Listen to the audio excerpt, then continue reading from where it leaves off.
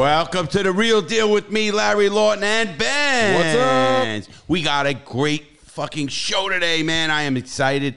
I got a lot of energy today. Got a lot to talk about. Some bad stuff, good stuff. Call it what it is. But before I get started, What do you got to say? So the first thing I wanted to talk about is the Crooked Diamond. Real quick. Yeah. The Crooked Diamond cigars are on pre-order. If you didn't hear yet, now you heard. Go to crookeddiamondcigar.com.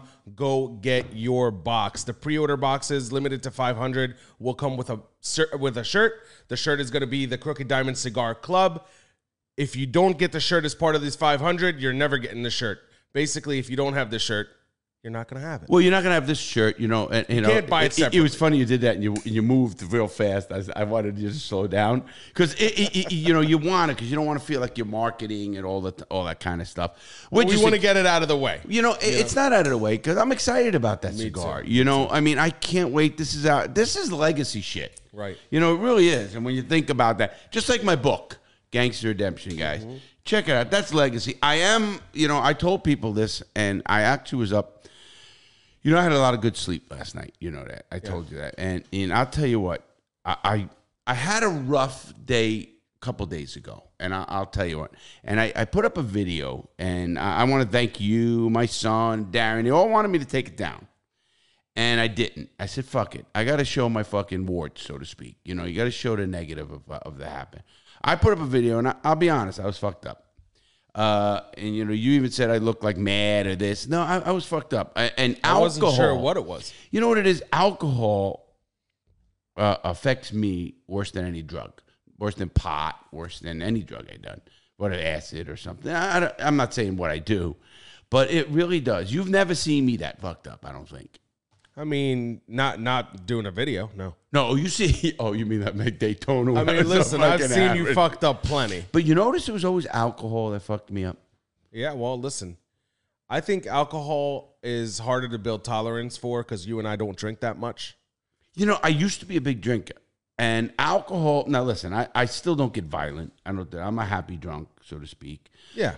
But alcohol affects me I just...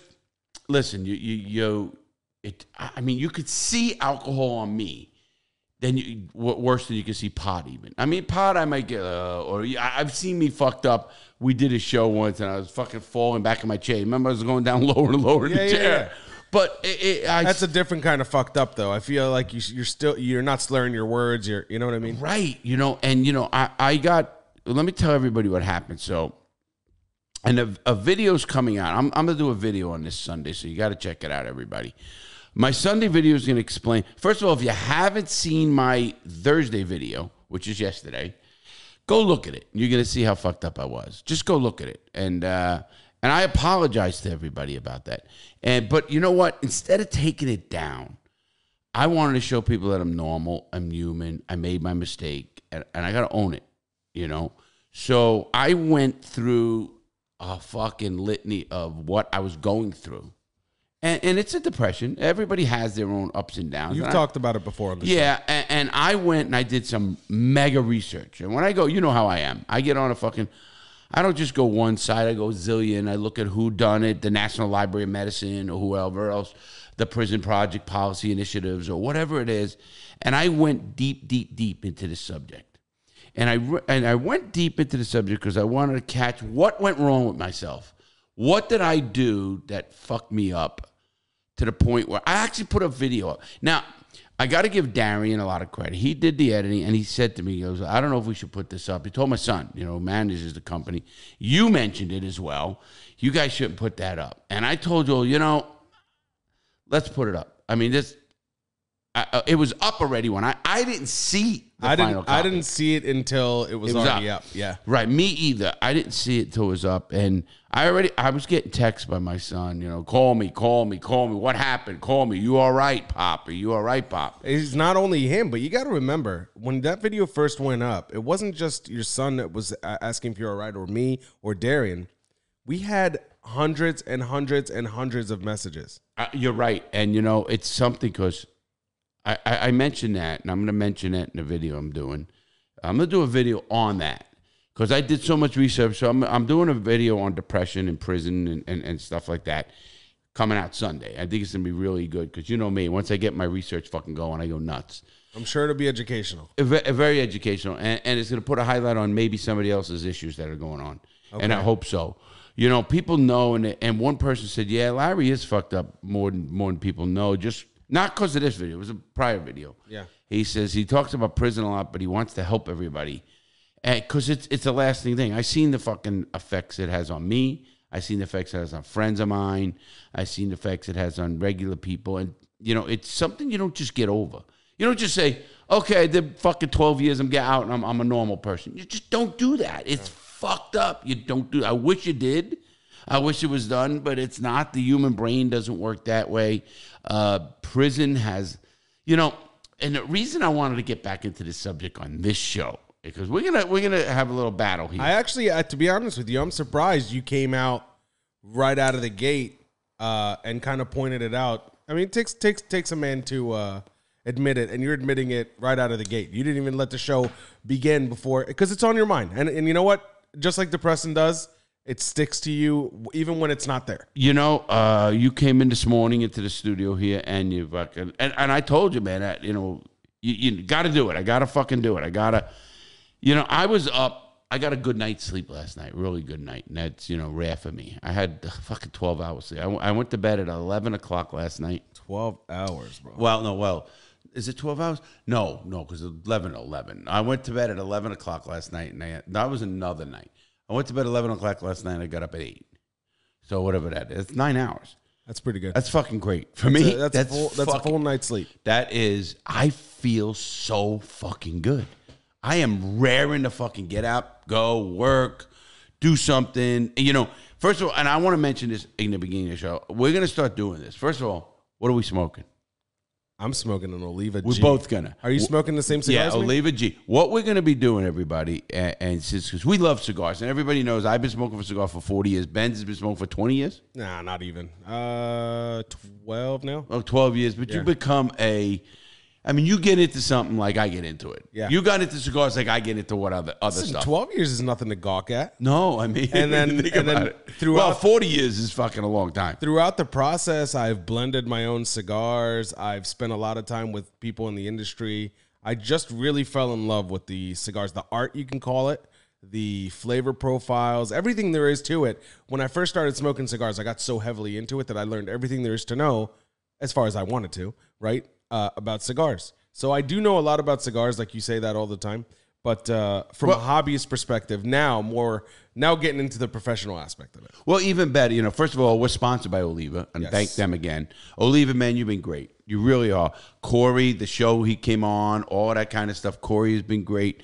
The people over there, Fidel and Alberto. The support has been incredible. The support has been great, and this is so exciting because what we're going to start doing is smoking the same cigars every show, and just do a little quick of what it is. And it's gonna be Oliva. Not the same cigars. You and I will be smoking the same cigar every show, right? Instead of just picking up whatever, which is what we typically do. Right. We, you know, this way we could say, man, it's good or bad. And I'm learning because you know when I like a good cigar, and I gotten better. Right. I gotten better from the beginning. Do you prefer the V to the G?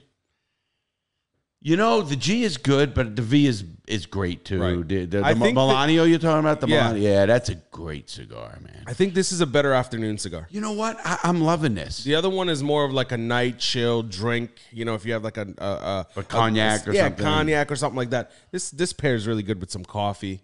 You know what I mean? It has like these morning notes, I call them, you know? I smoke cigars all day, so I have a morning, afternoon, and a night cigar, and to me, this would hit the afternoon right on the head. It's amazing because I do too. It's not like, but I mean, there'll be days people are like, oh, you smoke every day.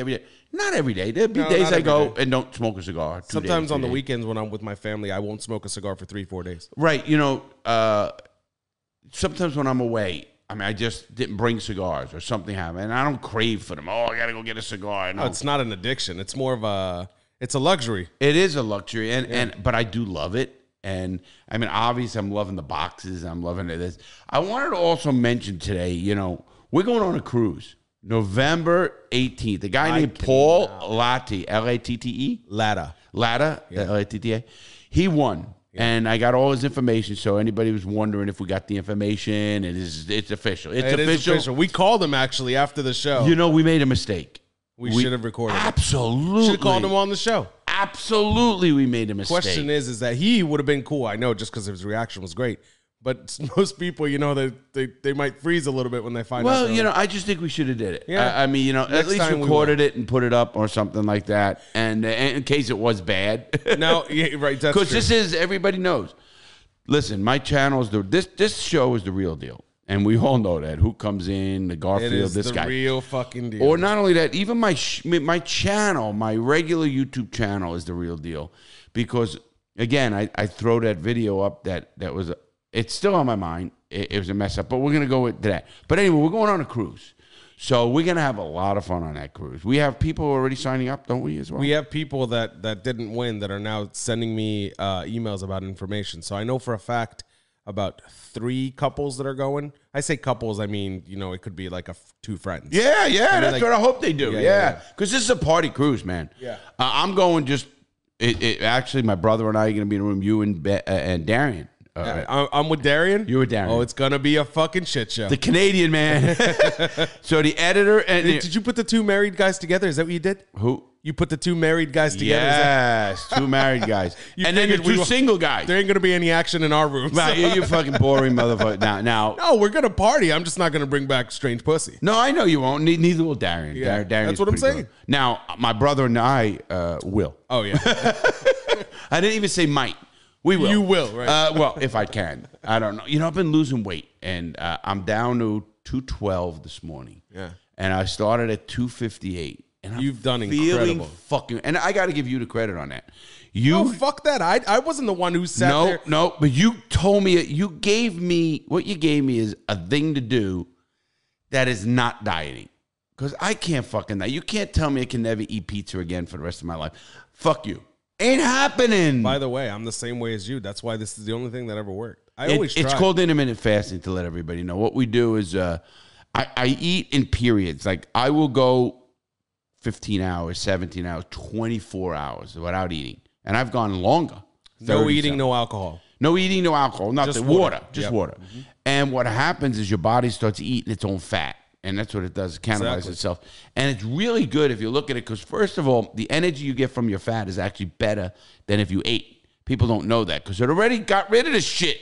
You know, all the crap is getting shit out of you. We were conditioned to believe that if we didn't eat, we wouldn't have energy and we'd be fucking mopey. But the fact of the matter is that is true if you're a fucking skinny person with not a lot of body fat. Right. But if you have enough body fat for your body to feed off of, that's actually better fuel for your body, for your brain. Yeah, energy. I call it energy. And you know why? This is just a primal thing, because what your body is, and I won't bore everybody too much with this, but your body does this because you got to remember where we come from, caveman style. When did we need to move the most? We needed to be the smartest.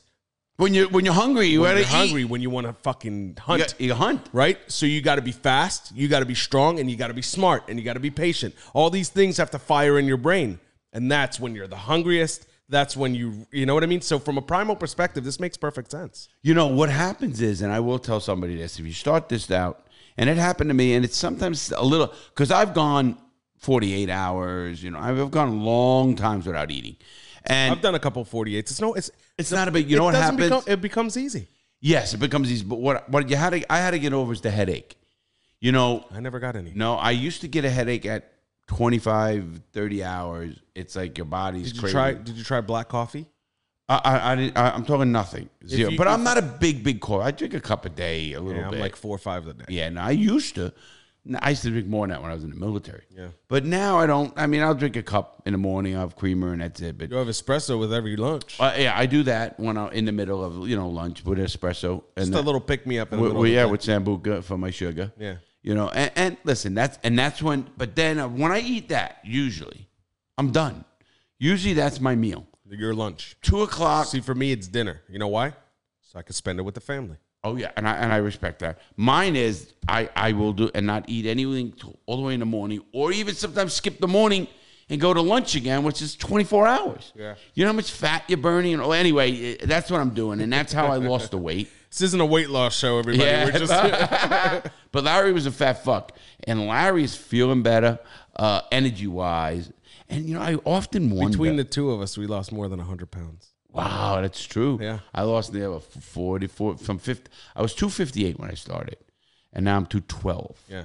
So you look at that 12, 22, 32, 42, 52, 46 pounds. And I'm at 70. Wow, motherfucker. You know, I often wonder, and I'm going to get, you know, I'm bringing it back to what we were talking about, which is my getting fucked up. I'm wondering if because I've lost so much weight, I got drunker than I normally 100%. You know, and I normally don't, like, I can handle alcohol. You know that. You've seen me handle alcohol. But I've seen you, I won't say what, but I've seen you doing other things, and you handle that better. Oh, absolutely. Much better. Like, you still have your speech and all that stuff. Now, with alcohol, it makes you slur, it makes you slow down. Now, I don't want to get into the whole big fucking legalize all drugs debate. Well, we're gonna. We are gonna, because we need fucking Filiberto here. Well, Doc is coming in Monday. Let's announce that. Announcement. We have an announcement. Benz is going on vacation next week, so he's going to be gone Monday and Friday. Now, again, these are like live shows. We literally are doing this, and it goes up. So there's no, what's going on. We don't edit. Only time we pre-record a day before something is if Larry's going to be away or something like that. Right. We don't want to bring you a real deal with Larry Lawton without Larry Lawton. Well, what we're doing is, since I'm going to be actually, Frank is going to be guest hosting as my spot. I'm moving over to the producer because I know how to work the boards and stuff. So I'm going to move over to Ben's spot. Frank is going to be in my chair, and of course, my brother's going to be doing the news. News, baby. So, Frank says Ukraine. What's going on in Ukraine? That's Dave. It's the same old shit. Oh, he's great, Dave. He's fucking great. He is. He's my favorite character on the show. He's fucking so. I also like Texaco Tony, but Dave has to be my favorite. I love that. By the way, that's the new name for Tony. Tony, gas station Tony. It's hard. A lot of people still like gas station Tony. I got it. Yeah, of course. It's the OG name, but I got to give Laz the credit. When he said Texaco Tony, I love that fucking name. Oh, did he say that? He did. He's the one they called him Texaco. You know, he actually owns a Texaco. Yeah. And he's the only Texaco in Brevard County. Is he really? Yeah. So Texaco Tony is a perfect fucking name for this guy. I had no idea that. Are you sure? I'm sure there's a Texaco in Brevard County. This is the only Texaco in Brevard County. Remember, they all went away? I'm going to look. This is what he says. I mean, call Texaco Tony. I'll tell you. Yeah, maybe. If I catch him, though, he's done. If I see another Texaco, I'm going to take a picture of the Texaco, the street I'm at. But you got to be in Brevard. Well, Brevard's a pretty big fucking town. It really is. County. It's fucking 550,000 people. It's 80 miles long. You know, it's funny that you say 550,000 people, and most people who are listening to this are like, "Oh yeah, that's literally my neighborhood." Well, no, only if you're in New York City, bro. That's different. 9 million households. How many people is that? Yeah, well, listen, in New York City, obviously, that's a different animal. New York City, that's a block. Yeah, pretty much. You know what I mean? Because they go to the top. Yeah. Yeah. Well, I mean, but still, it's a lot. It's not. First of all, even Palm Bay, where we're doing the show at, that's a medium-sized city. It's 100 over 100,000 is a medium city. Right. Under 100,000 is a small city. Right. We got 115,000 people in Palm Bay. That's a pretty decent city. I mean, you know, when you start thinking about it, because you got cities, there's not many that, go. You got the 500,000 and stuff. There's not many like New York City. LA's got 3 million. New York has got 8 million. LA's got 3 million, but how much is in the LA County? Unbelievable. Obviously, because California's got fucking 40 million people. 40 million people. How many in Texas? 26 million. How do you know this shit out of the gate? Well, because I just fucking read a lot. Pull up the fucking info. No. I've debated this shit. Actually, Florida's third now at 23 million people. Because all these fucking New Yorkers are they passed New York. They're now the third largest. After this last census, Florida's the third largest state in the United States. Oh, yeah. Now, again, we're going to get into this because we're going to talk a little bit about it. So, summarize. I'm going to be gone next week. Okay, Benz is gone. Benz is going to be gone for next week. He's going on vacation. He does that every year. But good for him. Just taking the family, Yeah, he's taking the family. I love to see that. You know that. I'm a big family guy like that. And I like when you got it. And like he said, it's funny because Ben says, Larry, I got to, I know how to work the board. And he goes, I go, what's the password? He doesn't know how to log into the fucking computer. Well, I do. I mean, listen, it's my computer. You've done it before, by the way. Of course. I'm pretty sure you did you set the, no, I did. What? Set the password? You set the password. I did. I set the password. Yeah, he set the password. Because my computer is different. But he set this is my computer too, but I don't When I see Larry using a MacBook, it's like watching monkeys use tools for the first time. Because I'm not a Mac, I'm an HP guy. Right. Well, not HP, PC. A PC. Yeah, HP is just one company. The brand that does PC, okay. Okay, I'm a PC guy.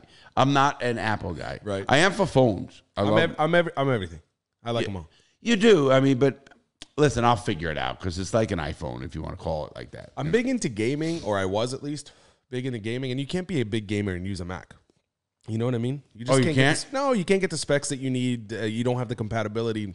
Very few games are compatible with Mac anymore, ever. I think more now than ever before, but I didn't know that. Are you going to do more fucking gaming videos? You know, somebody asked me this. Somebody sent me a video, right? Yeah. And I got to thank him again. His name's Ben. That's all I'm going to say. He sent me a video, and I wanted the video, but I thought it was the new GTA heist, the casino heist. No, it was the old one. I fucking did it myself, you know. So there was a miscommunications there. I want to thank him anyway. But if he sends me that, or if he sends me a regular one, again, I'll do that. Now, see, this substance I'm better at. Well, this substance is legal. Oh yeah. I have no problem with marijuana being legal. I have no. You know, I'll be honest with you. I think. Oh fuck! Are you all right? Yeah. Okay. My argument got lost in translation on the last show because although I don't believe all drugs should be legal, and I stand firm there, I think psychedelics, for example, should be legal. I think there's certain drugs I don't think should be legal. But no, I know what your argument should be. Listen, let me tell you what your argument, and I thought about your argument after my thing. Also, another thing, just because I don't want all drugs to be legal doesn't mean I'm a fan of the war on drugs. Let's just put that out there. Okay, no, I didn't think you were. I'm not, obviously, but no, and waste the fucking money. And I'm wondering if you did what you said and you said what you said because you're kids. Like Frank and I, Dr. Filiberto. It's not only my kids. I'm thinking about. Well, let me backtrack one second. Okay. Dr. Filiberto's coming on as my co-host on Monday and Friday show. So he wants to bring a couple of guests, sit on the couch. And I said, by all means, you know who's bringing? Who? His fucking guitar teacher. Dave? Yeah. This is going to be fucking fun. You got Dave and Dave together? Wait. Now, listen to this. This is like, wow. Let's talk about the war on drugs. That guy is basically Jerry Garcia reincarnated. Oh, yeah. Absolutely. Yeah, Guy's amazing musician. Oh. Obviously. Of course he is. But those guys are eccentric. That's how is that? Am I being nice? By calling them eccentric? Yeah. Oh, no. Eccentric is that they're in their own cloud, their own world with music or whatever it is. And that's cool. Guy's got an incredible story. Have you heard his story? Yeah, you're talking about the accident and that. And then you guys will poke at it, I'm sure. Yeah, well, we will. I'm sure Frank will. I'm saying Frank. Dr. Phil. So Dr. Filiberto's co-hosting with me Monday and Friday. He wants to bring guests. And Friday, we might be bringing the first female boxing referee ever in boxing. I know who you're talking about. And that could be a fun show because I will get them going, if you know what I mean. Yeah. And that'd be fun and easy, as you know. We know these people. Don't give too much of it away. I think it'll be funnier when they see it on the show. Oh my God, to see it and hear it. So anyway, we've been getting a lot of great comments like Benz has on this the drug show we did last Friday. Great comments in the sense that some people are telling me that I don't know what I'm talking about, and other people are agreeing with me. Right, and and listen, I love to debate this kind of stuff, and I think the difference is at your age and my age and Dr. Filiberto's age is we've seen more than you with the drugs. No. Oh, you haven't. Oh, I have. Okay. I think I have. I think I don't want to say this just to maybe sound, not Dr. Filiberto. I don't want. I have. Okay, maybe. I don't want to sound. I don't want to sound. I really want to weigh my words here. And the reason is I don't want to come off like I'm trying to tell you that I know more than you. I know that you've seen some shit, Larry.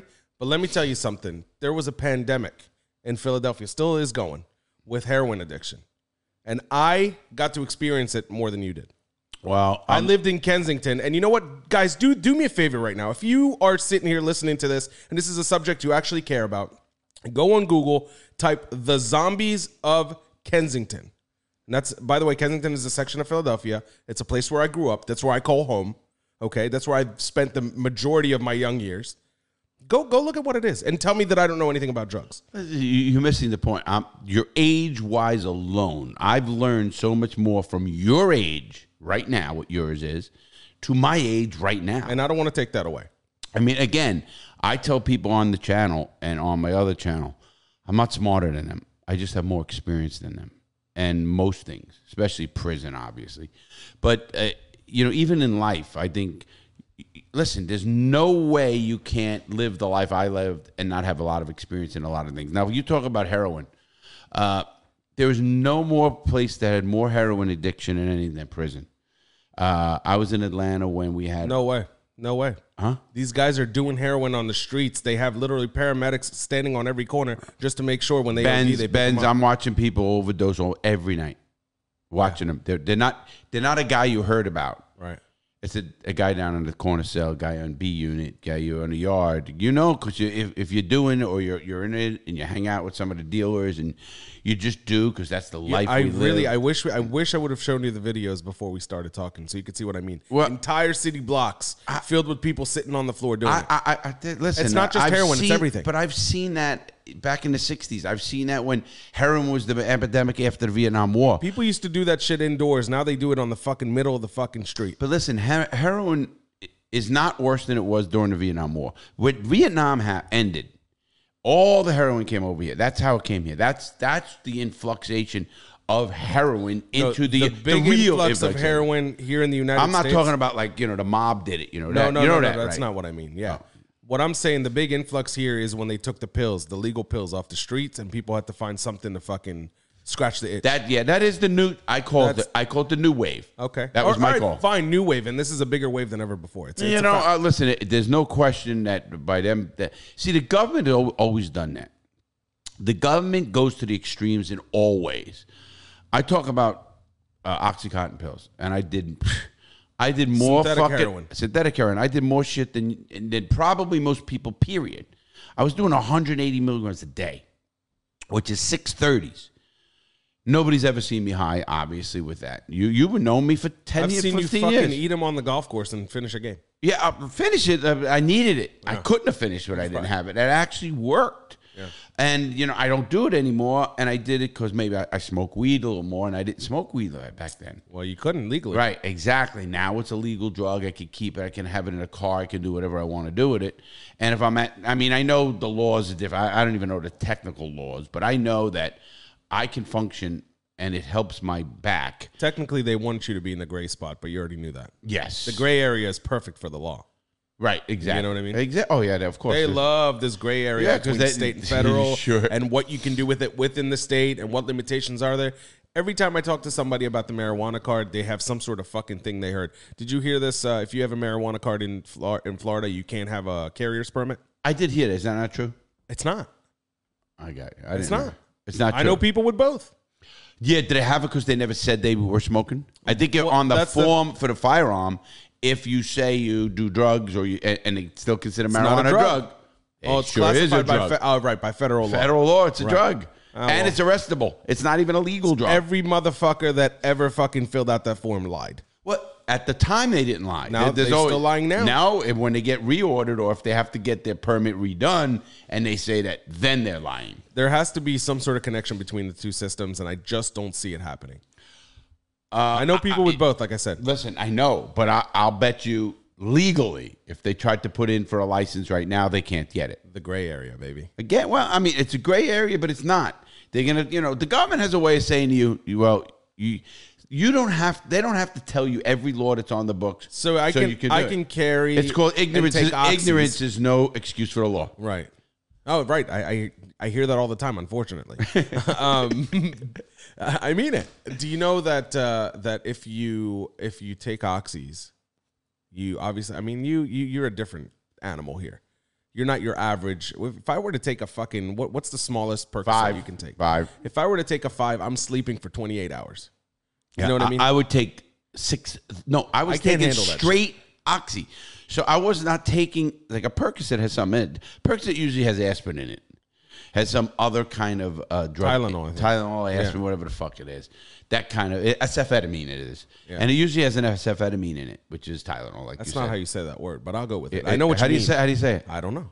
I think it is acetaminophen. No, acetylphetamine. Whatever. Well, we both can't fucking say. Yeah, it, we're not doctor. Well, ask the doctor when he comes in. Even the fucking doc. It's a fucking hard one, man. I don't know for sure. I don't know, but anyway, with that, they all have it. I didn't do that. I got rid of the garbage that was in it, and I got straight OxyContin pills. You know. Oxycodone, and you're saying the Tylenol is the garbage. You wanted that straight good. I wanted the straight good shit that fucked me up. What do they call it? But it didn't fuck me up. It's an opioid. Yeah. What do they call the active ingredient in that? Fucking drugs. Opioid. What do you mean? No, I forget. I used to know this shit. You know, when I pout out in the streets, I knew the drugs. I never really used them, but I always knew them. I used them and never knew what they were. Well, you used them because you had a prescription. I had a prescription, yes, and then I have major surgeries, major shit wrong with me. People don't know. They see the healthy Larry. That's why I'm losing weight. That you talk about really making myself feel better. Weight-wise, with my issues in the back. And I got a fucking metal back, the whole fucking back. I'm like the Bionic Man. Bionic Man? Yeah, you know what I mean. Terminator, yeah. Oh, man, you know it. You've seen the pictures. $1 million man. I should put those pictures up on my neck and back. Have Darian put them up on the video. You know, if they could just see the way you stand, you can almost tell that there's something in there. Yeah, you know me so long, and you've seen. I mean, I know how to like kind of walk as normal as I can. You try, yeah. Yeah, it depends. Suffer. I mean, especially when I'm going to an airport. I people see me. I don't want to be this crippled old motherfucker. And I'm walking, and sure enough, why not though? Own it. You are who you are. I do own it. It's only a matter of time before you're over here with one of these joystick wheelchairs. Oh yeah, fuck you, motherfucker. Damn, this motherfucker's got me in a wheelchair. You hearing this, guys? Fuck that. Anyway, so Frank will be here and we can talk about drugs. But you know what? I said what you said last week, and you said some drugs should be legal, some shouldn't be legal. That's how I feel. Well, the reason I blanket it, listen, is arsenic. They use it in a lot of fucking fertilizer, poisons. They kill you. Yeah. And they're not illegal. So they're not illegal, but you need a certification to go get. No, some of them. There is legal stuff. I can go right now to Walgreens that has it in it. Has something in it, and I could ingest that and die tomorrow. Yeah. And die in an hour. Yeah, you could just you poison. Die from so many other things. Well, listen, you can hang yourself. You can run in front of a bus. But don't say that. You're talking about drugs legal. Do you remember? You know what spice is? Yeah. Okay. I did a lot of like K2 and all that. Well, shit. Yeah. I did a lot of fucking research on spice. Spice, because spice gave you it was a marijuana high. A lot of the youth were doing it because you couldn't get hit with a piss test. But it's a chemical. And you could buy it at the gas station. You buy it at gas station Tony's. I guarantee that fucker had that shit. Texaco Tony had it. Texaco Tony had it. He's actually got a really nice little smoke section in his. Whatever. Listen, whatever. He's got a thing called Jackrabbit. It's supposed to get me a dick harder than anything. Didn't he give you some? Yeah, I didn't try it. You never took it? Because I read the fucking thing. It said if you had a heart condition ever, you did this. What the fuck? Is it blowing the fuck you up? They just don't want to get fucking sued. Yeah, well, who's fucking Jackrabbit? That you don't think that company's a Chapter 11 and already waiting, signed, ready to just file? No fucking way. That company's making billions. Yeah, exactly. Until they get sued for fucking that. And you know what? They're not gonna, because on the thing it says not for human consumption. You can't sue them. Yeah. Is that great? Yeah, not like for human consumption. Do you know how many fucking products say not for human consumption on it that we consume? A lot. Oh, yeah. That is very true. You know, if you go to a farmer's market and you buy, like, let's say, cheese from a farmer, technically they should all have a label that says not for human consumption. Oh, yeah, because it hasn't been cleared by the FDA. Right. They technically should have it. Do they have it? No. Do they go after him? No. Yeah, no. The war on farmers. Yeah, I mean, can you imagine that guy's trying to fucking survive by eating himself? You can't eat that. I mean, you want to talk about a war? I mean, fuck. I mean, I think that should be the most. That food's grow whatever the fucking food you want. Do whatever you want. Listen, if I never leave my property, let's say, the government should never come on my property. That's the law says that they won't. Yeah. Well, we do know that's not true. Unless you're producing something out of there that it has to leak out in one way or another. Something that all of a sudden the guy gave cheese to his neighbor to help him out because the guy was starving, and fucking somehow the feds find out that this guy gave him the meat. Now all of a sudden this guy's fucking growing illegal. Oh, you're talking about cheese and meat. I'm talking about fucking anything. I'm talking about food. Growing peyote in your fucking backyard. I personally don't think. No, you can't grow it in. You have to be in Arizona. I don't know. I fucking have no idea. I think you should be able to grow any substance, whatever it is that you can produce in your own home. You should produce. If it's I think anything you can get, and you can get legally, like whatever. See, the reason you say that some should be legal and some shouldn't. My argument. You can't grow fentanyl in your backyard. My argument is with any drug is, first of all, three things. We got to make choice making the issue. Once you don't make choice making issue, now the government is also coming in saying this is no good, heroin's no good, but acid's good, weed is okay, coke, all right, we'll pass that. Well, we know that psychedelic drugs have effects on people with PTSD and all that stuff. So there's positive, a benefit big time, right? And we also know that overdosing on that stuff is very. But hold rare. on. Again, also, how addictive acid is, I don't really know. I don't know that there's studies, but I don't think it is. Cocaine is not as addictive as they make it seem. Cocaine really, you have to take a shit ton of it to actually hurt you. Again, now you're taking do you think Xanax should be legal? Yes. So Xanax and Coke are legal, and if you take one or the other, you're dead. Because I saw someone overdose. I saw someone overdose on fucking Coca-Cola. No, I mean, I saw their heart blow up. I understand. I will never, ever do cocaine. Let's just say cocaine. I'm at a party. Let's say there's cocaine at a party. I don't care. I'm not doing it, but let's say it's there. I'm open to everything. If the cocaine's there, if I see people at that party taking Xanaxes, I will leave the party. I was at a party. Who the fuck is taking Xanax at a party? Xanax is a depressant. Yes, but here's what happens. It happened right in front of me. It's a downer, I mean. It happened right in front of me. At a party? Yes. What a fucking whack-ass party. Well, no, listen, we're at a party, and the cocaine was going, and everybody's coked up, and everybody's done. This is years ago. Yeah. Not now. This is before I was a good guy. Well, before you were a good guy? Yeah, this is a long time ago. This is back in the day. Dang. Yeah, before I went to prison. That's what I call back in the day. They had Xanax back then? Oh, yeah, fucking A. So anyway, we're at a party, and the person was doing coke. We're blasting fucking away. Had tons of coke. They always did or whatever. And sure enough, the one guy goes, man, I got to get to work, man. I said, what the fuck you work? You're fucking work? He said, I'll just take a couple of Xanax, boom, and I'll level out, and I'll be perfect. He did that, and he died. Yeah, it sounds like a bad idea. Well, you know what happened? The doctor told me this. I guess the heart races, and then you're trying to take it down, and the heart doesn't know what to do, and it fibrillates. It dies. It blows I got to up tell you, I don't need to know exactly what happens to know that that's a bad fucking idea. You know, I get it, but a lot of people do it. You know what a speedball is? Of course. Now, a lot of people are doing that right now who listen to this show. And I want to implore you, like, trying to take it down like a Xanax after partying all night. Some of them do it. People are more educated about that shit now. I hope, and I want to educate them more. Drug education is out there. If you want it. Yeah, like anything else. Like you want it, yeah. But they don't give it. That's a problem Frank and I had, Dr. Filiberto had about our school systems today. They really don't bring it to the drugs and the brain and have classes on it. They don't do it. They did when I was in school. I can't tell you today. Maybe you, but that's 20 years, 30 years ago now for that. Motherfucker, I'm 36. How could it be 30 years ago? We were 16, just 20 years ago. Yeah. And fucking you're 16. So you're fucking still in school. Yeah, 20 years ago. So... But no, they have the DARE program still. It's still. They have a they're still funded. Wait. They have a DARE program, and some places do, some don't. No, in other words, some do. Not all of them do. I think it's nationwide. Yeah, it could be nationwide. Doesn't mean that school implements it. They implement what they want, and that's because of money and time and everything else. Obviously, in areas where you're more likely statistically to fall into drug use, then they have those programs are more rampant. But here is the problem with that statistic.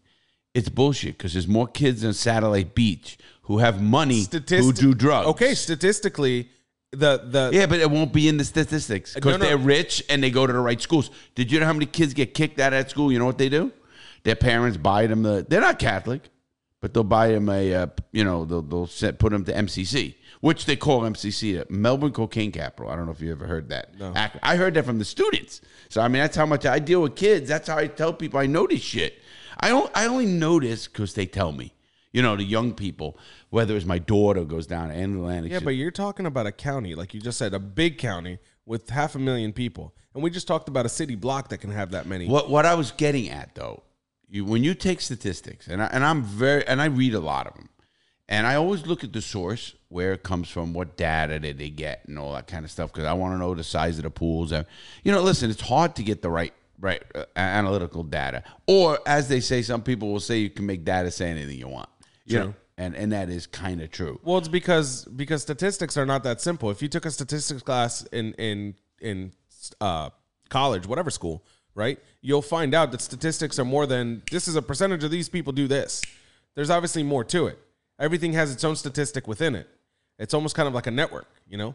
My point is that the DARE program. How many of these fucking rich kids that come out of fucking satellite? There's only, let's say, 200 students per school, 300, 400, right? Yeah, I don't know. No, some of these schools are pretty big. I went to school with like 2,900 people. No, listen, mine was 5,000. No, Go look up Lehman. I told you I'm a notable. Yeah. I heard. Wait, I love that alumni. I didn't graduate. You didn't? I didn't graduate, Lehman. Did you get your GED in prison? Yeah, in the military. In the military. So you got your GED previous to fucking prison? Yeah. Yes, of course. Did you? And then you became a jailhouse lawyer. Yeah, I got my college degree in prison. Yeah. You can do. Many people do that though. I'm not no special guy. Anyways, the statistics would be skewed between a 5,000 student school and 500. Exactly. Of course, they get. So you're more likely to put the resources and the money in the 5,000 student school. See, and you got to look. There'll be more minorities in my school than there here, obviously. And minorities, unfortunately, are more bound to go into this. Again. Statistically, are we only taking statistics of that and not looking at? There has to be an umbrella statistic here to go by. Maybe there is, but even if it doesn't tell the whole story. Yeah, and I look at that. Statistics are great, but I also think individuals are individuals, and I care about not statistics. I care about one kid. I think you said one thing that we skipped by really quick, but we should go back to. I think this is the truth. One thing you said that I thought was we need to discuss choice making. Well, we need to make choice making the issues rather than keeping drugs off the street an issue. My program is. You're never keeping drugs off the street. Never, ever. Where there's a desire, where there's a way, there's a will. And there's a will, there's a way. That's the big saying. And we have a lot of will out there for the drugs. Period. It's not going to stop. But the reason that's why I say choice. And my program is actually all about choice making. The reality check program, people don't know, I developed, it was the number one. We had the highest statistics, not done by me though. That's what I liked about the statistics. They were done independently of me by a college.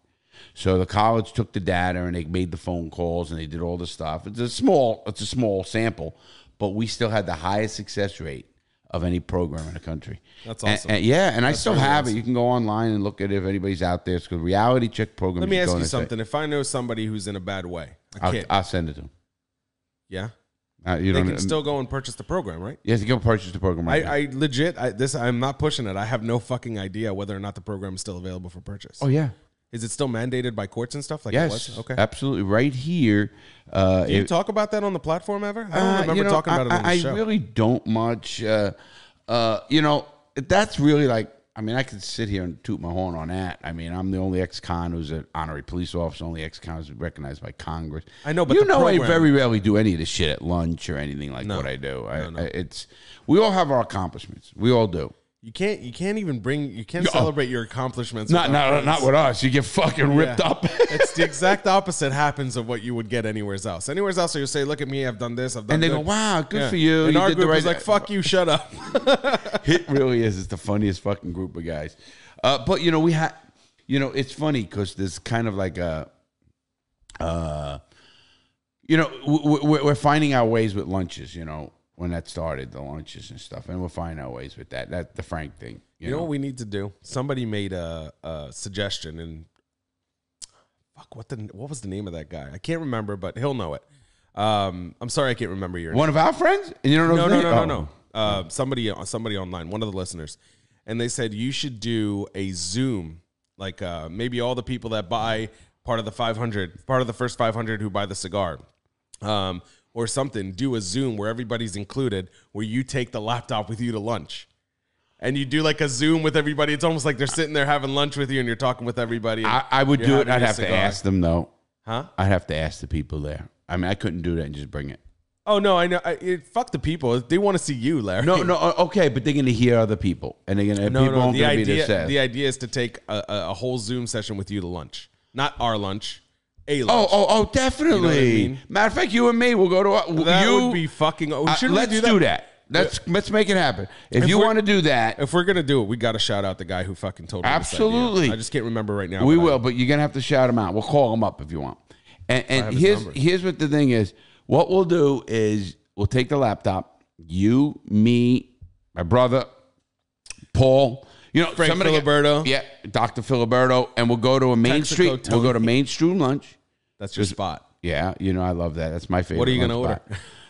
What I've ordered there fucking a zillion times. Roast beef fucking with extra mayo. 4 times a week, this motherfucker will eat the same sandwich. I know, I do. I think one time I ordered something different.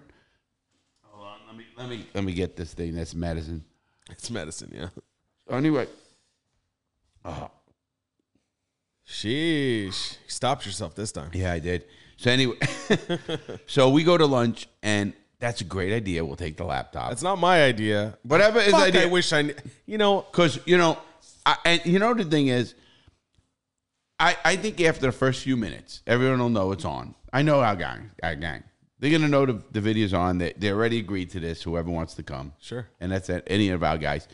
And if they want to come, for the first 5 minutes, they're gonna know it's on. But after the couple of shit happens, a couple of beers maybe. Everyone's going to forget that fucking thing. You're going to hear some shit. Everybody who's in this fucking thing going to hear the fucking craziest shit. Now, trying to think of how we can do it where they can hear everybody clearly. That's the hard. Do you want that? I don't want any of these guys saying something that might be said that might be held in a bad way. And then tell them they're all fucking full-grown adults. Shut the fuck up. You're on the air. Right? Oh, no, I will. What I mean? If they can't figure that out, then maybe they deserve to fucking put this shit out there. Good point. Nah, listen, I don't think anybody's gonna fuck up in that way. Well, I don't think so either. I mean, first of all, one thing I will say, we don't hang out with racists. Nah. We don't hang out with fucking bigots. Oh, you mean in that way? In that way, you don't even have to say anything. I don't think. Yeah, I'm saying we just don't. Nah, but sometimes even we know. Listen, every one of us know we're not racist. Everybody, really. I never really have the conversation because I don't feel the need. Yeah, but you know, somebody will say something maybe jokingly to you. That's just about Jewish stuff. And yeah. And I don't even consider that racist. Well, you don't consider it because it's the person who said it. Yeah. Because if somebody else said it, you would consider it racist. Yeah. Or not that you care like that. Much. I know you don't. But you get they hate us because they ain't us. I don't care what minority you are. If you fucking apply that to your fucking mindset, you'll be good. But you know what I mean? Yeah. And as long as they're not hurting people, as long as you're not getting denied a job. I get you. As long as you're not getting denied a job, as long as you're not being oppressed in any way for who you are, rather than you individually. I mean, if you're a piece of shit, you're a piece of shit. You know what I mean? If you as a minority, as whatever you are, get oppressed in any way, then I think it's bullshit. Then you got to do something about it. But if it's just words, fuck them. See, I agree. But obviously words matter, and we've known that. Eventually, right. What happened with words is it creates an ideal, right? We could talk about, I mean, that's a topic on its own. Oh, it is a topic. And the only reason I brought this topic up is because at our table, I mean, I will warn everybody at that table. And again, nobody there is racist. I can tell you from my heart, nobody there is racist. But they can be. You mean they might say something that may be perceived as in today's cancel culture? and us to each other. It's just it's not even we don't even think. I mean, it's not. It's the farthest thing from our minds. Any one of us, because we know we've helped every multi-ethnic group. Nobody cares. We give food. We do stuff. We give backpacks. How much charity we work? We have everything in that group. You know what? Every type of minority that I could think of, like the majority of minorities are in our group. Yeah, especially if you take the football group. I mean, forget about that. Then you're really out there. No, I think. No, but the lunch group, if you think about it, we've got one of everything. Yeah, I think sometimes 2 or 3. Yeah, you're right. Well, I mean, when you think about it like that, and again, nobody's there offensive, and nobody's. Do you feel like our group is worldly? Oh, absolutely. Right. First of all, half of them travel around the world all the time. Do you think that's what makes you worldly? Yes.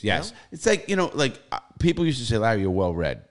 Well-read is, because I used to read the newspaper every day. Yeah. So I could sit down and have a conversation about arts and leisure or about sports. By the way, that's a great business hack. If you're trying to get into business for yourself and you're trying to network with people, read the fucking paper every day. And I just say, even if you read the headlines, if you read the headlines in the world news, then your local news, because where you're at, it's going to be. Your sports, your arts and leisure, you'll know if Lady Gaga's got married or if you're gonna. and or you're gonna know who's sports. You know, just take the Lord. Speaking of that, we're talking about worldly, needing to travel to be worldly. I know somebody who's never left Philly. Never left Philly. I don't know him anymore. It's been years.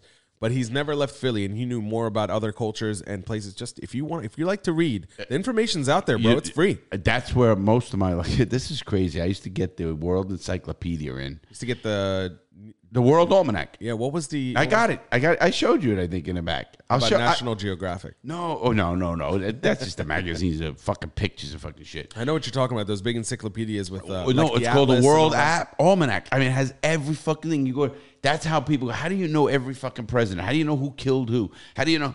And to this day, I'd still know what presidents died in office. Did you read that shit in prison again, or did you just read it before and retained it? No, I read it in prison. And, I got the almanacs when I was in the hole. Oh, okay. And I would sit and fucking read almanacs, everything about continents or an animal or whatever things that interest me. And that is how I became, like, especially, I love geography of the world, and I love history. So those are the topics. I used to love to read books. What continent is Israel on? Israel is Asia. Yeah. Yeah. Fuck you, man. You do know your shit. I wanted to stop you just there. I was just like, he's taking all this credit. Let me throw something at him. No. How about Egypt? Egypt is Africa. Yeah, you're right. But anyway, 7 continents. I go. Yeah. We can get into a history fucking lesson here if you want, but no, or geography. I just loved it. I'm just testing your statement. That's all. You want me to test some of yours, your knowledge of it?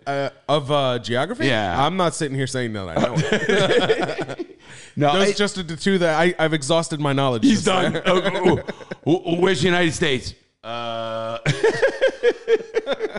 Africa. North America, no, maybe. Anyway, I just want to know that, our group, when we do this, I love this idea, this guy. Whoever it is, we got to call him. I'll look it up after and I'll show you. Because I say worldly because, first of all, we are with, let's face facts, we're with mega wealthy people. Right. And that's true. And modest, very means people. I mean, you leave your ego at the door, you get roasted. Yeah, I don't give a fuck who you are. That's true. You could be rich, poor, middle class in that group. If famous, not famous, this guy, that guy. Right. And we have famous people, and then we have guys like, I don't know, non-famous people. But we got famous people, then we got people like Larry. Was that mega famous? No, I mean, what would you say the Backstreet Boy? That's fucking famous, bro. Yeah, it's famous. I remember, but I looked at all his social shit. I'll tell you about that. I know, but let me tell you something. Well, yeah, it's different. Look at the group social media, and then you'll really see. But anyways, listen. I think that you guys don't have the same thoughts or the same feeling when he's around, or when you met him, as I did. He's super down to earth, and now he's a friend, and that's no problem. But when I first met him, I wasn't starstruck because I don't get that way, but it was a moment. I remember when I was in first, second, third grade. Every girl in my classroom had a fucking notebook with his picture on it. Like, not his, but the group. Okay. You know what I mean? So to me, it hits different. Right. Now I fucking smoke cigars and bullshit with the guy, watch some football. He's such a fucking nice guy. By the way, we're talking about Howie from the back. Howie D. I don't think he minds us. No, Howie D, yeah. No. Dude is I don't know him like you. I met him and all that, but I don't know him like you. I couldn't say that I know him all that well. I've socialized with him. The guy is totally down to talk, having great conversations, super intelligent guy. And he tells us kind of like the behind the scenes thing of what they go through. And they're still the way you say, mega famous in fucking Europe. Fucking they sell out shows in Vegas. Yeah. Oh no. Because you know what it is? All these girls from my age group that are now fucking moms with money. You know what I mean? Right. They can go and fucking spend. See, I never listened to his music. How would you? It came out when you were in prison. Yeah. You know what I mean? You were a fucking badass. You're not listening to "Broke My Heart." Yeah. You know what I mean? And dancing fucking teenagers. No, Jerry Garcia. Exactly. That's what you were into. Oh yeah. It was. I ended up again liking country. Yeah, Kresny, right? Tony, fucking dead. Kenny Chesney. Kenny Chesney. What did I say, Kresny? Yeah, you did. I don't know anything about country music. All of them. Toby Keith and, I know Toby all Keith. of them there. You had Garth Brooks. And I liked a lot. I loved the Dixie Chicks. They had a lot of balls back when they told, President Bush go fuck himself. You just like their political statement, but did you like their music? I love their music, Wow, man. that's surprising. Some of their music I fucking love, man. Is it true that you like country because, you like country before prison? But No, I didn't like country before prison, really. It's sad music in a sense, and it makes you feel like it understands you. You know what happened? It hits right. Well, It vibes right. see, you were a music guy your whole life. Yeah. I wasn't. I mean, I listened to the top 40. We'd be out there. My dad, I really was a Sinatra and old big band because my dad used to play that on record players. I got some of that too. And of course it was Sinatra. And I to this day I got Sinatra. I'll put him on in a car, and I love it. I just love it because I seen him and met him and a lot of things like that. But so that music now. Again, I wasn't, and then we went to, when we're out partying and stuff, the rock music, or we went to a dance, it was top 40 music, dance music. See, I never listened to top anything. You see, anyway, that, again, you're into music more than I ever was. When I was a baby, I would fall asleep to Pink Floyd, Bob Marley, Yeah. The Temptations, you know what I That's mean? cool, yeah. That's what my dad That was my music, That's how they would put me to sleep. So I had no choice. Well, I was raised in it. Again, and music to me, then, I got into music more in prison than anywhere. Even a little bit in the military, but not as much. But in the prison system, because like you said, you listen to words really close. I know my friends, and you know them all. They can sit and sing songs and they know every word to their fucking songs. I know, like Paul Simon, I know most of the words to his songs because I love his music. He's one of my You know who knows favorite. a lot about Paul Simon, music in general? Filiberto. He is a surprising wealth of knowledge when it comes to music. Oh, Frank? Only his era, obviously. I mean, you talk to him 90s plus and you lost him. Oh, no, you lost. Well, maybe 90s he still knows. But he doesn't know anything modern. Forget it. Oh, no. And listen, I only know stuff modern because I like certain rap I'll like. And I'll start listening to it. And I got it on my iPad. I like everything. Why limit yourself? No, I agree. I said, but you know what it is? My time is very valuable. You know what I listen to in the car a lot now in the last couple of years? This is kind of like my main music for the car. Trap music. Do you know what that is? Mm-mm. It's almost like a southern rap beat. That it's like relaxing to me. Okay, yeah, I enjoy it. Now I'm a metalhead, so I listen to metal a lot. So I listen to that in the car too. But sometimes if I'm just cruising for a long time and I want something that I don't have to think about, it's always trap music. See, and mine goes back to what I like, 70s or 80s. And I'll put that on, and that's my getaway music. And the reason it is, and I'll tell you why, because you said you don't think about it. And I'm also in that car for X amount of time. So I want to just, if I want to fucking relax, I'm not putting on new music. I got to watch and listen and think, and do I like it? I'm fucking putting something that I know works. If you have to think about it, it's not the music for you. Well, no, it's not. Music is a feeling, man. No, not. I like some of emotion. No, Eminem. I love Eminem. I know he has some songs that I got on my iPod and on my rotation and shit and on my phone, and it's fucking. I just get into it so fucking much, and that's but that's 20 years old now. I think, right? Probably way more than that. Yeah, see, I don't even know. Say age. I think like 99, 98, something like that. Well, that's 25 years, something like that. Wow. Yeah, let's go. Whatever it is, maybe 2000, because I know for a fact that he was around in 2000 because the Chronic 2000. So that album kind of just is like a time and it's in there. Timestamp for me. Yeah, I know that was around then. I loved Eminem from when he came out. I remember his shit with Dr. Dre's Who Brought Him Out. I remember his shit when Dr. Dre started pushing it on MTV and stuff. I was a kid. I was exactly the demo that was going to listen to it. I also hit music in a good time. And I don't know how it is today because I never watched. I watched not MTV, CMT, the country music channel, in prison. What the fuck was that? What happened there? You didn't hear that? There's something. Was that a gunshot? Explosion. Yeah, it sounded like it. Really? Yeah. Was it? It's not the transformer because we still got power. It definitely sounded like a gunshot. You gonna check? Don't fuck around. The real deal, baby. Yeah, well, we got to check. All right. What was that? It's FPL over here. Oh, the fucking electric company's fucking with something. It sounded like a gunshot. Wow. So naturally, Larry had to run out and see it. Not like you have a gun or anything. You can't do anything about it. The only thing you can do by running out there is get shot. Well, that's okay. You want the truth? It's funny because when I go to a movie with somebody, I used to go a lot, and I would sit at the edge so in case if some gunman came in after the Colorado thing, I would jump. I would run after the guy and get me knocked out, let everybody run out. That's exactly what I would do, and I think that way. I literally am ready to do that. You would sacrifice yourself for the absolutely sake of others. For everybody in there. And I think about that, and I sit in a spot that if a guy came through that door, I can get to him. I believe. I'm looking in your eyes right now, and That's I believe the truth. A lot of people will say that. I'll even say that. I don't know how I'll react though. Oh, I do. I know how. I'll react. I believe you. And I think I literally am consciously when I go there where if there's an active shooter, dude, school, something like that, bro, I'm going right in. Oh, fuck, man. That's why that fucking case with those fucking punks in fucking Texas. I mean, don't get me started. Only in that. Yeah, and I'm not going to get us started on that one, though, because we're not going to do that one. But we're going to go back to the drug thing. Oh, we're hitting drugs again. Well, no, because this started on the drugs. We went to music and... Yeah, we touched just about it. This is the real deal, man. It is the real... and going back to music for a second. It's funny because I hung out with, I hung out with a lot of artists too, party with them, especially now more than ever. And it doesn't, I got to get into feeling whatever music. I love Sublime music. It's fucking smoke a joint. It's ska. Ska is what I would consider it. You can call it many things.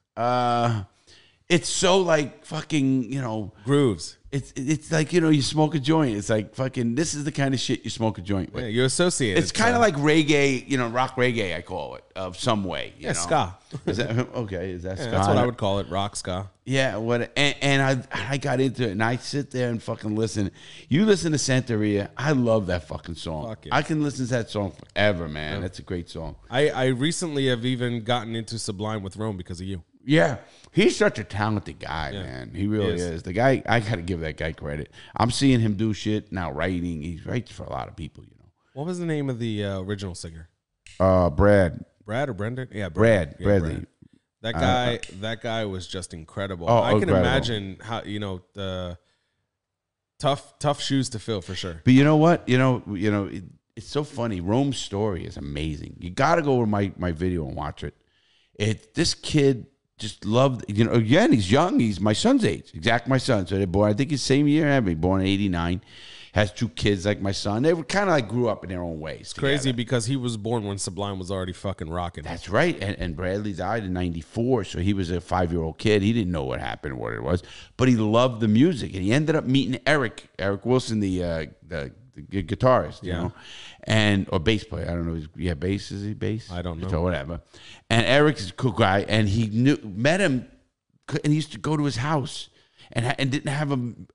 Eric gave him his first guitar.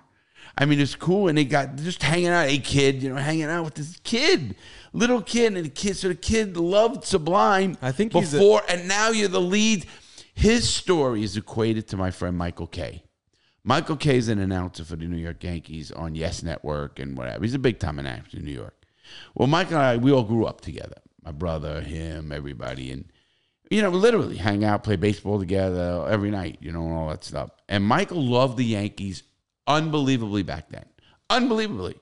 And now, now you grow up and you become fucking Yankee head and out. Everything. Big time. He's a big time celebrity in New York. Yes Network show and all that kind of stuff.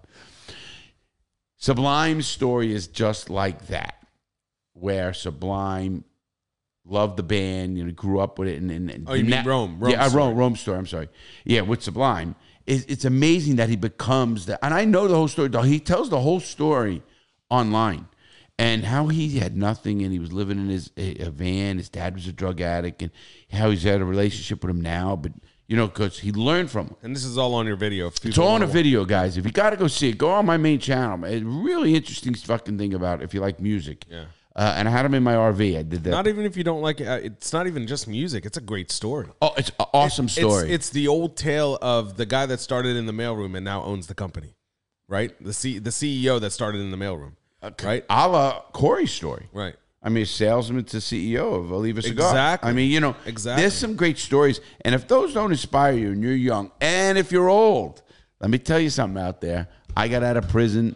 I was 47 years old. I fucking was in debt and fucking an ex-felon with a bad record. What are you going to fucking do? You got to figure out what you're going to do in life. You could sit there and mope and say the world did me. Yeah, shit. I even had I told you I had a judge tell me once, you have a reason to be bitter. I said, no, I don't. Judge Silverman said that. Yeah, that's an enabling statement. I said, no, I don't. I said, he goes, but you went through more than I've anybody ever. I said, that might be true, but it's still, everybody's problem is just as bad to them as mine were to me. So you can't downplay another person's problems. You can't, because they affect him just like it could be money to a rich person to a poor person. That rich person could not want that, and that affects him just as much as a poor person wanting that. Everybody, how they adjust with their own feelings is I never downplay it. People's heartaches are people's heartaches, period. 100%. And they're there for a reason. Now, yes, do I have heartaches? Yes. Do I have fucking dreams? Yes. Do I battle a lot of shit? Just watch the last fucking video. You can kind of see it on your face, man. Yeah, I really was. I'm very proud of you for being able to stand in front of it and for saying that you didn't want to take the video down. And well, most YouTubers would, I believe. 100%. First of all, not many YouTubers do what I do, meaning tell it like it fucking is. Good, bad, indifference. They worry even more. if they do, it's hard to show yourself in a certain light.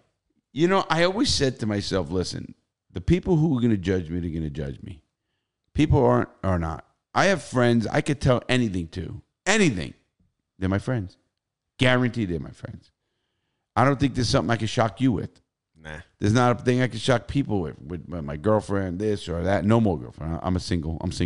Did you watch that? Did you read the comment section? No. Did you read the comment section? No. Of that video? No, I'm going to do it. I'm going to do it when I get off the... So I read the comment section a little bit. I just went through it real quick. Obviously because of the nature of the video. And it's amazing how your fans really love you.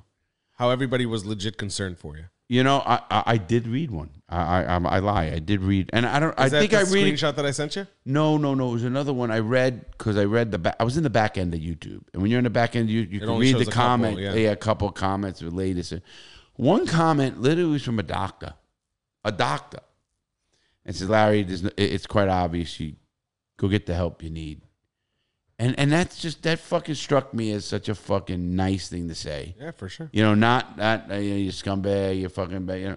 No. And there was some of that too.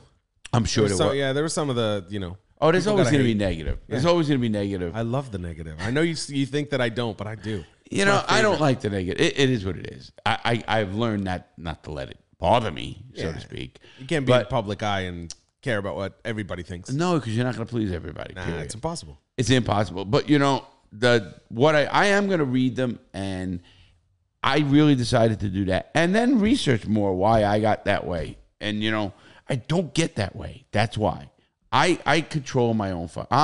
I pride myself on control of my own emotions, meaning especially my violent emotions or something else that can explode at me. I've seen you lose your shit. I've seen you not like with friends. I've seen people come at you the wrong way early on when I first met you. Do you want me to tell the story? Yeah, which one? All right. So I just met Larry. Maybe I've known you for about 6-7 months at this point. We've had a few lunches together. We've been on the golf course together, smoked some cigars, talked shit, talked about prison. And one day we were sitting at the cigar shop. You were doing your video back then. Just to remind you, you were doing that thing where you were robbing the cigar shop. Oh, okay. You know what I'm talking about? Showing them how easily they could be robbed. Yeah. So when you were doing that's a great video up online. Yeah. But that was, check that out. That's my favorite, pilot, if you want to call it. Yeah. That. Oh, that's what they call them sizzles. Whatever. That was cool. Anyways, what happened was we were sitting on there was a little terrace on the outside of the cigar shop we were sitting in. And there was 2 people sitting there. One of them was like this big dude who just got out of prison. Just got out maybe within the last year or so. And he was saying about how the prison system's fucking you, blah, blah, blah. And that's how he got my attention, and we started talking. Larry walks in, and this guy, I don't remember exactly what he said. He must have said the wrong thing, almost like this guy doesn't, yeah. He tried to say that, like, this guy doesn't know anything about prison or something like that, something along those lines. Larry got immediately in his face. You don't remember? You put you put your chest to his chest, and you were like, oh, okay, motherfucker, show me prison. Show me prison. And you kept fucking nudging him with your chest. I don't remember that. And you pushed him back a little bit, and that guy fucking felt like a little girl, basically. He just like, no, I was just kidding. He took it back. And I saw you for a second there. That's your old you coming out. And now it's very rare to see that anymore. This was, 10 years ago? Had to be more than, yeah. 10 years ago. I can't remember what he said to you. You were fine. You were laughing. You were joking. You're the same Larry that you are today. Until he said something that snapped me. Yeah, it was almost like it was almost like he said, "Fuck your mother." You know what I mean? I got one time I did catch myself that I really was gonna go crazy, and then Post prison. Yeah, since I've been out, and I had to get away from that situation because I was gonna snap. How do you not remember that day? It's driving me crazy. Because I don't. You're suppressing the bad memories. No. No, I don't.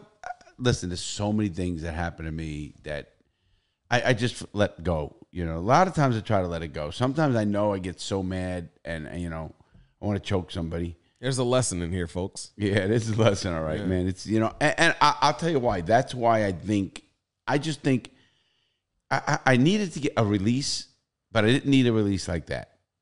Definitely not a violent release. No, I'm even the drunk release. No, I wasn't violent the other night. No, okay, yeah, I see what you're saying. But the other night is what you're saying. Yeah, the other night. No, you were just fucking hammered. I was hammered. I shouldn't have did it. Were you having like a bad night or what? Yeah, not a bad night. A good night, but a good night, but you question yourself. You question a lot of things. You question a lot, and you're drinking too much. And then you come, and I'm not a sleeper anyway. I'm drinking. I said, fuck, I'm going to do the video. What a fucking bad choice I made. It was a bad choice, people.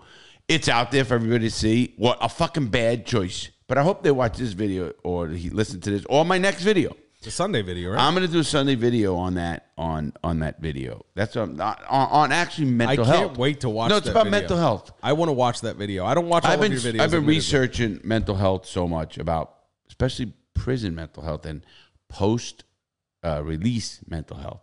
Post-release depression is like a... Oh, my God. It's 34. It's here, right here. The number for depression is 33 to 51%. 51% in males or females. So half of the people that come out of prison deal with some sort of depression based on their prison sentence. Yeah. I mean, is that true in other countries? Is this just the US? This was actually out of England. Interesting. Yeah. That one was out of England. Then I have a prison... Same number. Did you ever review the prison system in England? Oh yeah, I actually just did one on another. I do various ones of those. How do you feel? Like, just give me the general idea of how you feel about their prison system in comparison to ours. Oh, think they're better? 100 times better. Really? Yeah. And they still have to deal with 50% depression. Yeah, there's not meant. Yeah, exactly. There's not much. Listen, there's no positive. Not that. Again, I want to emphasize this too. I belonged in prison. I was a bad man, and I belonged in prison. Yeah. And I'll never take that and say somebody did me wrong or stuff like that. But after 3 years of incarceration, these are numbers that are facts. There's no more punishment value on your sentence. There's only the person gets more bitter, more institutionalized. All negative happens. I think it's a deterrent. The big numbers are deterrents for people who haven't committed the crime. I didn't say there's not. There is positive to it and there not. But what do you do with that person who is getting out after 10 years, 20 years, 15, like me? How fucked up are they mentally and damaged? And are they ready to, you say, fuck it, go back because they already know how to live the worst life of their life? And they've made a life of it. I know people who got out of prison and immediately broke the law to get back in. Well, you listen, it's the devil what you know. You know that. You can survive it. Prison doesn't scare me. Scares me is more losing my family, I guess my kids, my grandson. I did it once. I can't even imagine doing it again. You lost serious years. Oh, and the best years of your life, 34 to 46. That's best years of your kid's life, 7 to 18. Oh, I lost everything. 7, 18, and my daughter was born, so I missed the infant life. I missed all of that, and that's what scares me. Surviving prison. Been there, done that. Really, and I'm not saying I won't have to stab somebody who gets stabbed, and whatever happens. I'd be prepared for that. You know what I mean? I really would. But as you get older, Randy was talking about this. As you get older, you don't want to pow out like that. No.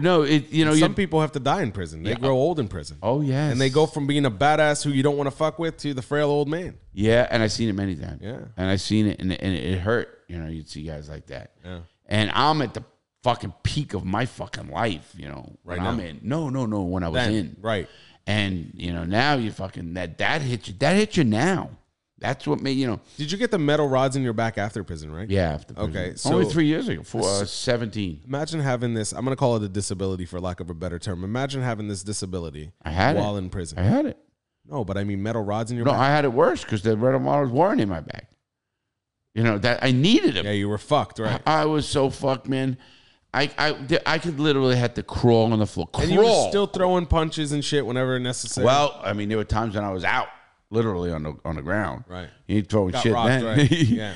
But you're just your back goes or something goes. You're on the ground. You are literally, you know, you're talking about cripple. You're a cripple, Right. A real cripple. Yeah, no, I know. And it's not like people who have ever had it will know what I've I mean. seen you when you were in some severe fucking pain. Oh man, You're not yourself. No, You know, nobody is. You really want to show the people who you are.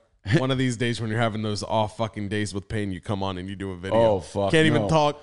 I can't talk. I'll be fucking cursing. I'll be fucking. I'm a fucking lunatic. God bless marijuana, man. Yeah, absolutely. Marijuana has helped me. And like Frank said, he never thought, doctor, we'll talk about that. He never thought I could get off my medications without help. Me neither. I've seen so many, like I told you, I grew up in a neighborhood where I saw a lot of junkies. I saw a lot of people who started with those pills and had a chance to get off of them when they took the pills away. And instead they went and got just about anything that would make them feel as close as you can to a fucked up feeling. Yeah, so heroin. they didn't have to get sick. Right, heroin. You know, well, I'm just saying whatever. Fentanyl, heroin, this, that, the other. I mean, there's a million fucking combinations. Yeah, there is. Right? So for you to go cold turkey, which is what you did, you weaned, but you didn't really. I wean. No, I wean. How long? 3-4 months more. Oh, okay. So wait, so I didn't know that. Yes, I I didn't thought- just stop and say I'm done today. Right, no. No, I weaned. So you went from 120 to how much and how long? Well, what I was doing is I was taking 6 30s a day. Unbelievable. So again, still nobody's ever seen me fucking move. I moved better, of course. Never seen you slurring your words on that shit. Never did I get. I never got the high feeling that you would get from other drugs. Yeah. 1 milligram and I'd be. Oh no, Frank drooling. used to say, man, when I was at a golf course, he'd say, if I took that, I'd be out for a week. He goes, I'm not kidding. I'd be out for a week. He goes, if I took 2 of them, I'd probably die. You took the 30s. And I took That's the the 30. strongest they make, right? Yeah. They why used you to have make to- 60s. I don't even know if they make 60s anymore. shit. Yeah, 30s. So I was taking 6 30s a day. Then I moved it. I did it. And then for a week, I did 5 30s a day. And I used to go a week to 10 days. 4 30s. 3 30s. Boom, boom. Then when I got 130 a day, I broke it in half. I think because it was easy to take 15 in the morning, 15 at night, 15 in the morning, 15 at night.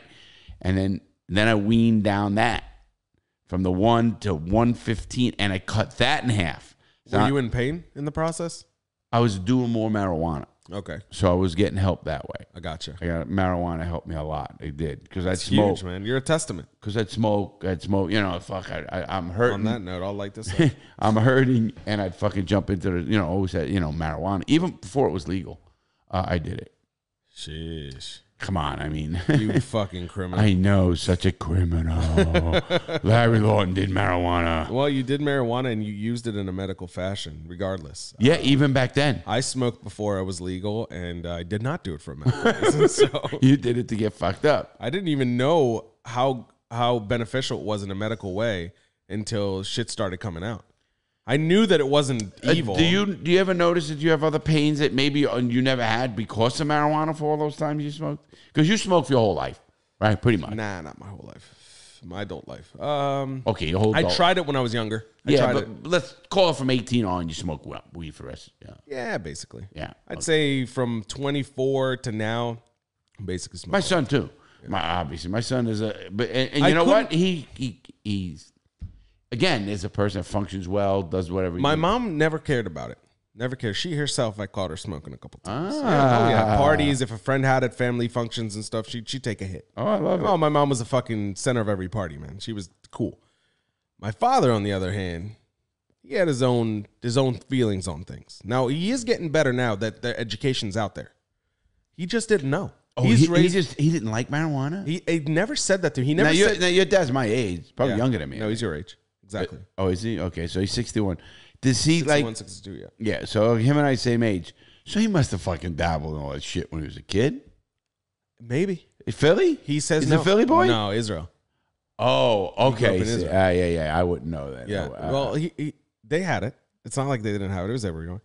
My dad. sure. My dad's a very he's very in tune He doesn't like to be. He doesn't take any drugs. Any. Was your dad shocked when it happened with you? Oh fuck, dude. Yeah, Okay. I don't want to talk about. Yeah, that. we're not going to talk about that now. I never got any shit about it. Someday, I'm the promise these listeners, you're gonna. Someday. We'll see. Yeah, someday it's going to happen. And I think it will happen in a good way. Whatever. Anyways. Yeah, so your dad was a straight and narrow. See, my dad was like, on the fringes of shit and everything like that. So that's why I was going around with him paying off the fucking mobsters when I was a kid. You know what I mean? It was that was the way you grew up. Right. You know? But drugs were no. Drugs were no, my dad. Same. My dad didn't do drugs or anything like that. Drugs in general. Now my still mom, no. though, my mom was more. She don't know. She's a nurse. She was a nurse. They were all doing drugs back then. Yeah. Even them.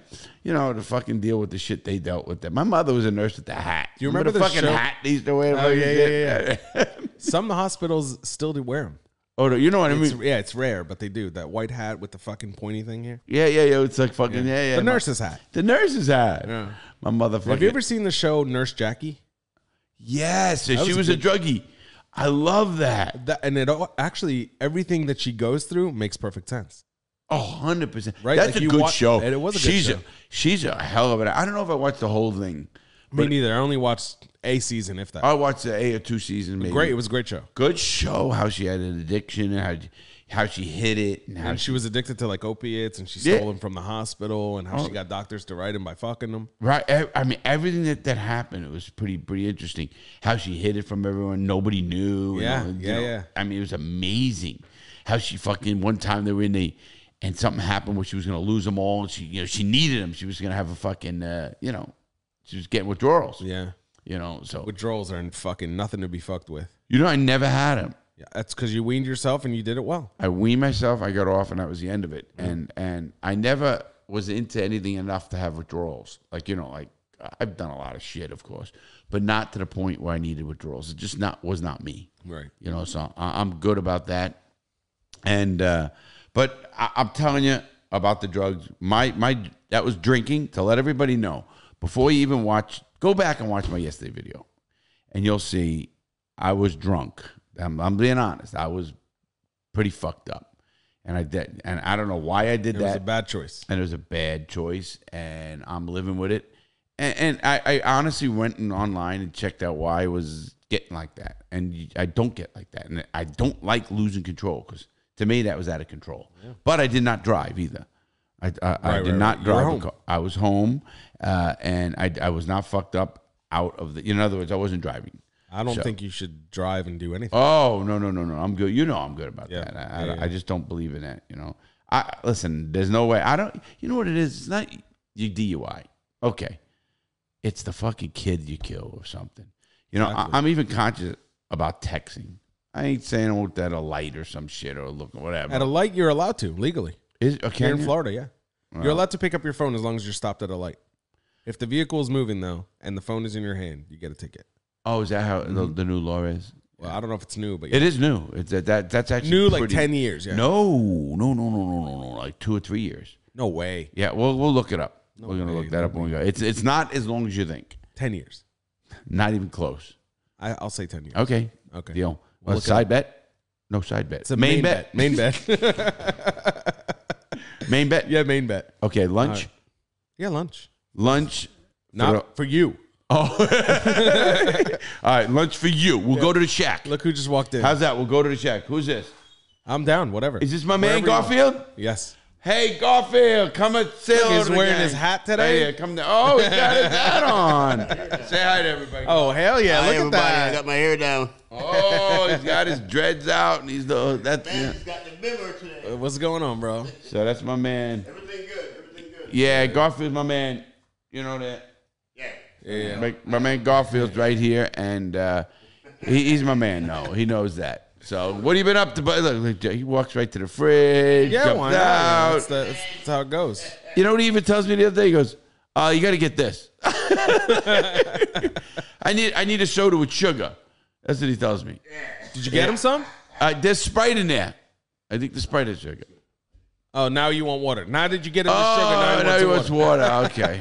Can't make this guy happy. Oh, he loves it coming. That's Garfield, everybody, man. Everybody knows him. You got my book, man. Hey, I'll see you tomorrow, bro. See ya. Be good. That's Garfield, everybody, man. He's out. Let's end. This was a good note. You know what? I think so. You know what? I got to go get fucking lunch. Let's go. Let's end lunch, this fucking man. thing. All right, man. You want to tell them to make good choices? You know what? Go back and look at my Thursday video. Check it out. I won't do that again. I won't do that again. And you'll hear about that. I'm doing a video on that, so check it out this Sunday. Please check out Cigars Out, all that kind of stuff. Have a great day. And please make good choices.